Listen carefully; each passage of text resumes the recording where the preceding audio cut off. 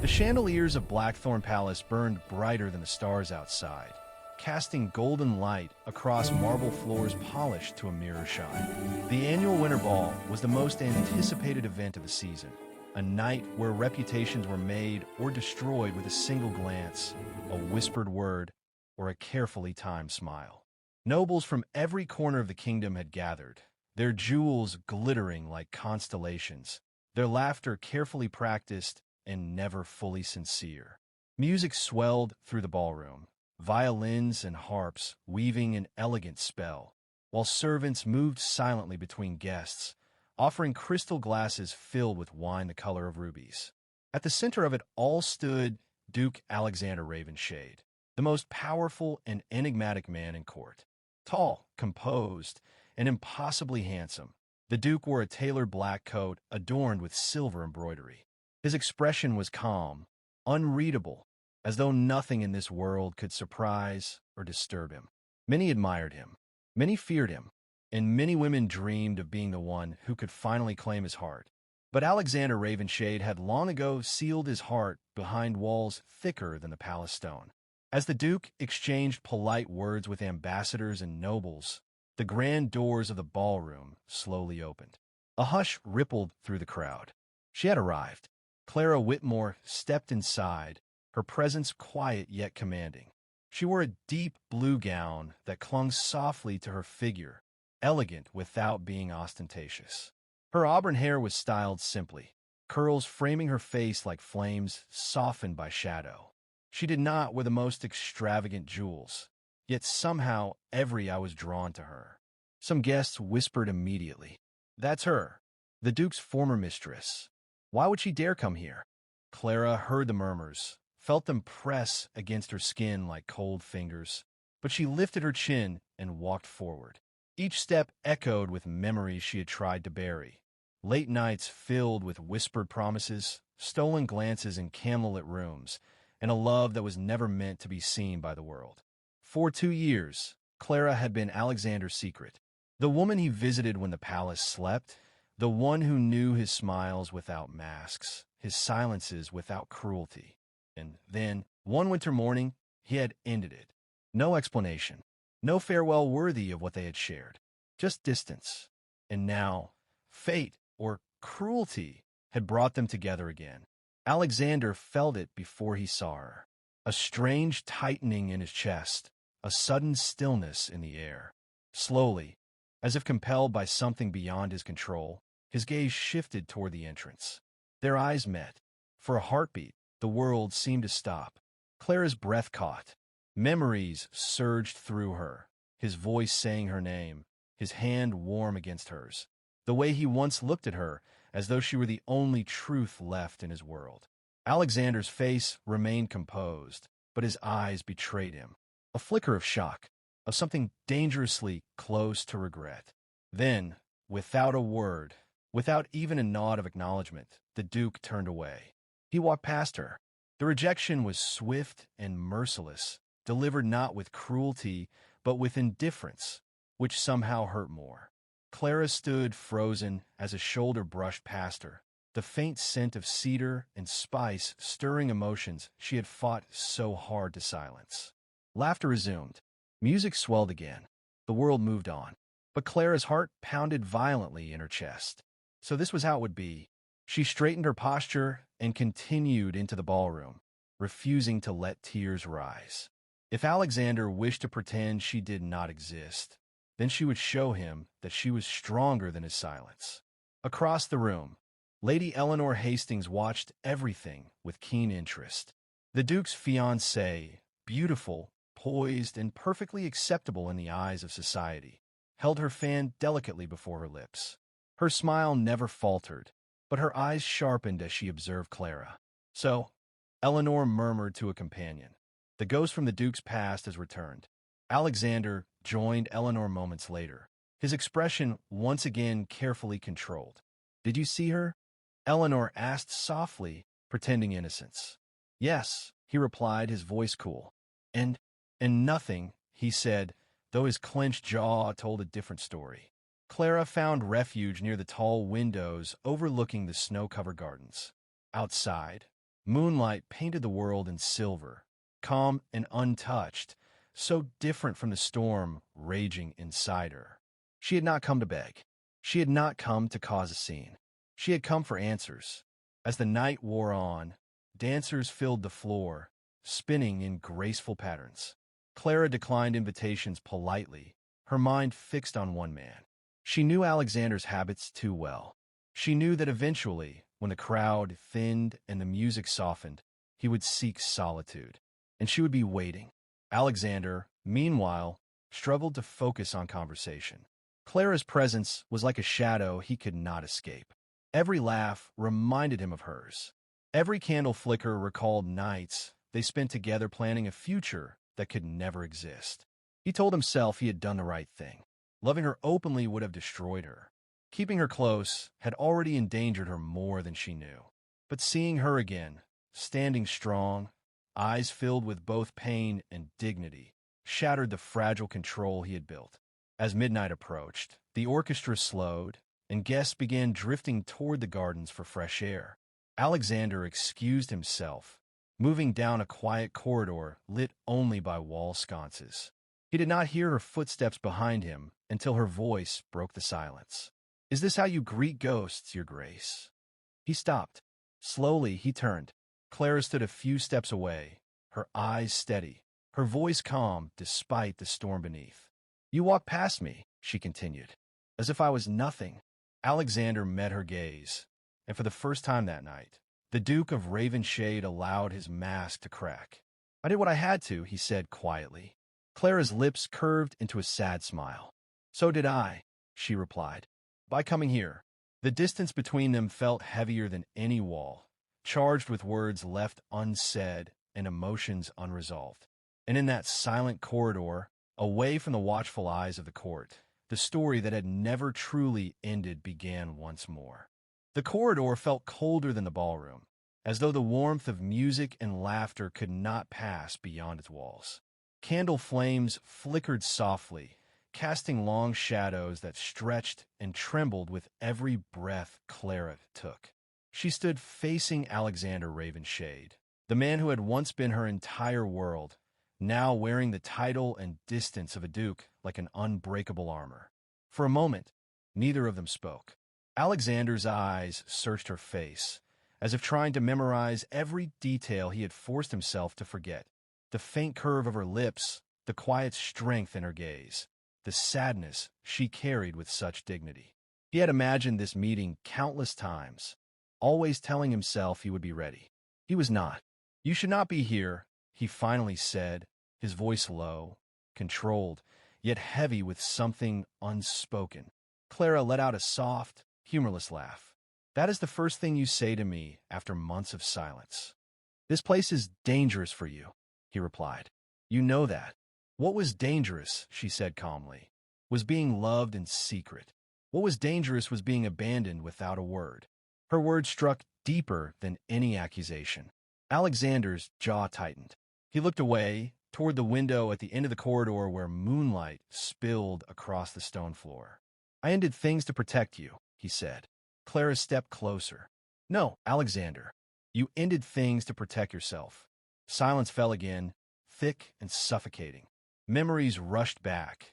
Clara standing by the fire in his private chambers, reading quietly while he worked late into the night. Her laughter echoing softly as snow fell beyond the windows.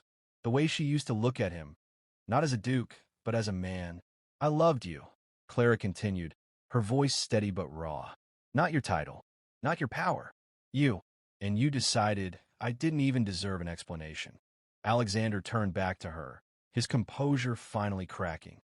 "If you had stayed, they would have destroyed you," he said. "The court is not kind to women without names or protection. My enemies would have used you against me." "And now," she asked quietly, "you are engaged. I hear congratulations are in order." The words were polite, but her eyes betrayed her pain.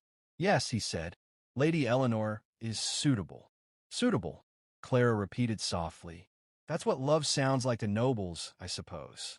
Before Alexander could respond, footsteps echoed faintly from the ballroom into the corridor.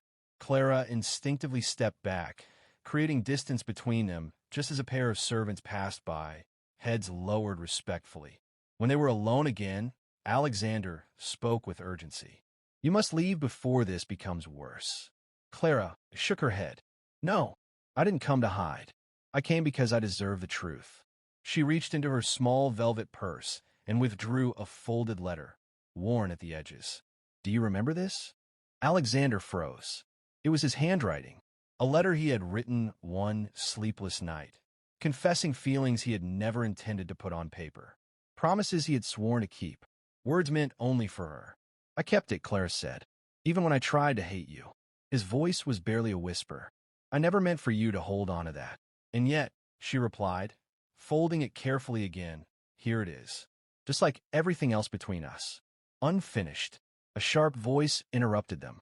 "There you are, Alexander." Lady Eleanor Hastings appeared at the entrance of the corridor, her gown shimmering pale gold under the candlelight. Her smile was flawless, but her eyes immediately locked onto Clara. "I wondered where you had disappeared to," Eleanor said sweetly, then turned her attention to Clara. "And you must be Miss Whitmore." Clara inclined her head politely. "Lady Hastings, I have heard interesting things about you," Eleanor continued. "It takes courage to attend an event like this."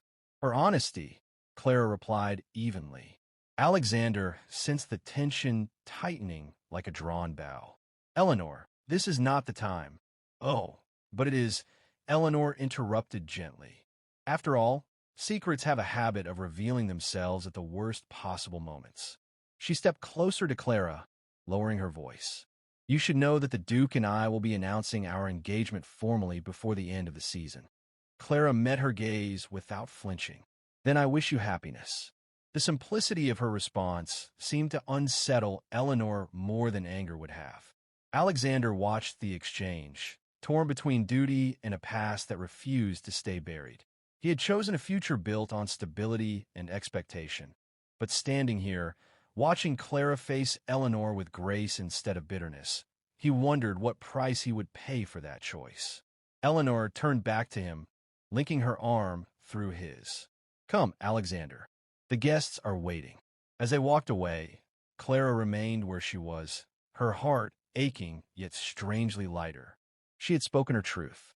She had faced him and the woman who now stood in her place.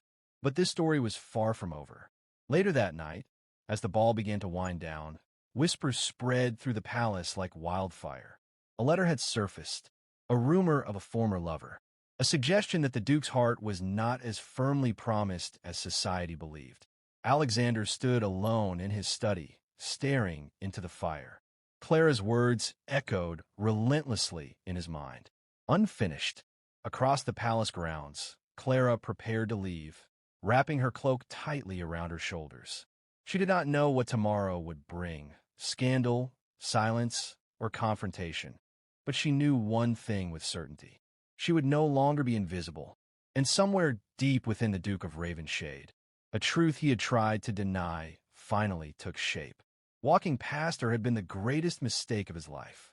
Morning light crept softly over Blackthorn Palace, pale and cold, as though the night itself refused to fully let go of what had occurred. Snow lay undisturbed in the gardens, smooth and perfect, hiding the chaos beneath, much like the court that now buzzed with unspoken rumors. Clara Whitmore awoke before dawn. She sat by the small window of the guest chamber she had been granted for the night, her hands wrapped around a cup of untouched tea. Sleep had abandoned her hours ago. Every time she closed her eyes, she saw Alexander turning away from her in the ballroom, felt the sting of his indifference burning deeper than anger ever could. But she would not leave like a coward. She dressed simply that morning, choosing a modest gray gown with no jewels. She wanted no attention, no spectacle. Yet fate had other plans. Downstairs, the palace corridors had already come alive with quiet urgency. Servants whispered behind gloved hands. Courtiers exchanged knowing looks, and every glance Clara received carried weight. She could feel it, the shift in the air. She was no longer just a guest. She was a topic. As Clara reached the eastern gallery, sunlight spilled through tall arched windows, illuminating a group of nobles gathered too closely to be innocent. Their voices hushed the moment they noticed her. "Miss Whitmore," a sharp voice called out. Lady Margaret Collins stepped forward, her posture rigid, her eyes assessing. She was one of the Queen's closest confidants, a woman whose words could ruin reputations with effortless precision. "You attended the winter ball uninvited," Lady Margaret continued coolly. "Care to explain why?" Clara met her gaze steadily. "I was invited by Lord Pembroke." "Convenient," Lady Margaret replied. "And yet, you seemed very familiar with his grace." "A trap. I have known the Duke for some time," Clara said calmly. "That is no crime." "No," Lady Margaret agreed. "But being known too well by a man of his standing often is." Before Clara could respond, a commanding voice echoed through the gallery. "That will be enough." Alexander Ravenshade stepped into the light, his presence silencing the room instantly. He looked every bit the Duke, impeccable, authoritative, untouchable. Yet his eyes went straight to Clara. "She is under my protection," he said firmly. A ripple of shock passed through the nobles. Lady Margaret raised an eyebrow. "Is that so, Your Grace?"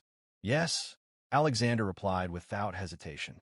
"Any further questions regarding Miss Whitmore should be directed to me." Clara felt her breath catch. This was not indifference. This was something else entirely. Lady Margaret inclined her head stiffly. "As you wish, Duke Ravenshade." The nobles dispersed, but the damage was done. Clara turned to Alexander, her emotions colliding. Relief, confusion, anger. "You didn't have to do that," she said quietly. "I did," he replied, "because they would have destroyed you." "Or because you couldn't bear to watch," she countered. He exhaled slowly. "Walk with me." They moved through the palace gardens, snow crunching beneath their steps. Bare branches reached toward the pale sky like silent witnesses. For the first time since her arrival, they were alone, truly alone. "I should not have walked past you," Alexander said suddenly. Clara stopped. "No," she agreed softly. "You shouldn't have." He faced her fully now. "I was afraid. Afraid that if I acknowledged you, I would lose control. Afraid that everything I built would collapse." "And what about what we built?" she asked. "That," he said quietly, "is what terrifies me most." They stood in silence, memories threading between them like ghosts. "I am engaged," he said at last. "But my heart is not as obedient as my title." Clara felt the truth of his words and the danger in them. "Then you must choose, Alexander. You cannot stand between two worlds forever." Before he could answer, a messenger hurried toward them, breathless. "Your Grace," the man bowed. "A letter has arrived. It bears the Queen's seal." Alexander's expression hardened. He took the letter, breaking the seal with careful fingers. As he read, his face darkened. "The Queen requests my presence immediately," he said. Then his gaze shifted to Clara. "And you as well." Clara's heart sank. "Why me?" "Because," he replied grimly, "it seems last night's whispers have reached the throne." The palace suddenly felt smaller, more suffocating. Clara realized that stepping into the ballroom had set far greater forces into motion than she had anticipated. As they walked back toward the palace, Clara understood one thing with chilling clarity. This was no longer just a story of lost love. It was now a battle between power and truth, duty and desire, reputation and the heart. And once the Queen became involved, there would be no turning back. The Queen's audience chamber was colder than the winter air outside, its towering stone walls lined with tapestries depicting victories, betrayals, and fallen dynasties. Every ruler before her had understood one truth: power was never gentle. Clara stood beside Alexander as the heavy doors closed behind them. Queen Rosalind sat upon the raised throne, her silver hair arranged perfectly, her sharp eyes missing nothing. She studied Clara first, then slowly turned her gaze to the Duke. "Alexander Ravenshade," the Queen said, her voice calm yet commanding. "You bring me your past dressed as a guest." A murmur rippled through the advisors lining the walls. Clara felt the weight of judgment pressing down, but she did not bow her head. She had nothing left to lose. "Your Majesty," Alexander began, "Miss Whitmore is under my protection." The queen raised one elegant hand. So you have already declared. That is why you are both here. She leaned forward slightly. Tell me, Miss Whitmore, what are your intentions? Clara swallowed, then spoke clearly. I seek no title, no wealth, only the truth. A faint smile touched the queen's lips. How refreshingly dangerous. One of the queen's advisors stepped forward. Your Majesty, the Duke is engaged to Lady Eleanor Hastings. Any suggestion of impropriety threatens the stability of noble alliances. Yes, the queen replied thoughtfully. Stability. Her gaze returned to Alexander. Is that what you have achieved, my Duke? Alexander hesitated, a mistake the queen noticed immediately. Your silence speaks louder than any confession, she said coolly. You have always been loyal to the crown, Alexander. Do not let sentiment undo years of service. Clara felt something twist painfully inside her. She was not just a woman here. She was a weakness. Enough, Clara said suddenly. Every head turned toward her. With respect, Your Majesty, Clara continued, her voice steady. I never asked to be part of court games. I loved a man who hid behind a title. If that is a crime, I accept the punishment. But do not pretend this is about stability. It is about control. A sharp intake of breath echoed through the chamber. Alexander looked at her, stunned. The queen regarded Clara in silence for a long moment. Then she laughed softly, a sound that carried no warmth. You are brave, Queen Rosalind said. Or foolish. Perhaps both, Clara replied. The queen rose from her throne. I will not banish you, Miss Whitmore, nor will I protect you. Clara's heart pounded. You will remain in the palace, the queen continued. Your presence will test the Duke's resolve and his loyalty. Alexander stiffened. Your Majesty, this is my decree, the queen said sharply. If the Duke's engagement survives honesty, then it deserves to exist. She turned her back on them. The matter settled. Outside the chamber, Alexander grabbed Clara's arm gently but urgently. What you did in there was reckless. And honest, she replied. You taught me that honesty was our only refuge. He released her arm slowly. You have placed yourself in danger. No, Clara said. You did. Their eyes locked. The truth unspoken yet undeniable. Across the palace, Lady Eleanor received the news with a smile too controlled to be sincere. Her fingers tightened around her teacup as she listened. So the queen wishes to test my future husband, Eleanor murmured. Very well. Her smile sharpened. I do enjoy games. That evening, the palace buzzed with anticipation.